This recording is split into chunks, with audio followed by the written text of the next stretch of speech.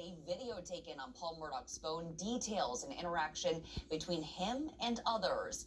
Our Cameron Bopp was in the courtroom and shares more about what we learned about the location data from video that places Alec near the dog kennels close to the time of the murders.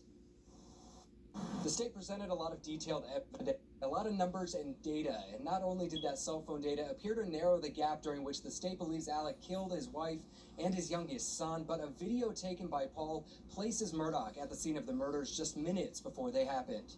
That video, timestamped 8:44 p.m. on June 7th, 2021, was supposed to be sent to Paul's friend Rogan Gibson. Gibson testified today his dog is in that video, and Paul was looking after it at the time, but was concerned about an injury the dog has. Through shoddy signal, Paul and Gibson text and attempt to FaceTime, but ultimately Paul records a video that was never sent. We hear three distinct voices in that video. Paul, because he's taking it, and Maggie and Alec are in the background, according to Gibson's testimony today. The defense has previously said Murdaugh took a nap before visiting his mother around 9 p.m. that night, never mentioning him being at the kennels. This video taken at 8:44 puts him at the scene of the murders the state says happened shortly after 9. Meanwhile, one of Paul's other friends testified today another video Paul took that night shows Murdaugh in different clothing than what he was wearing when authorities were called to the scene.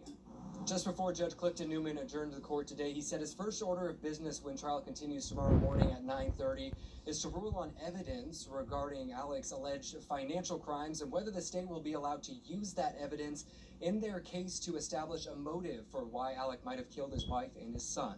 Reporting in Walterboro, Cameron Bopp, live.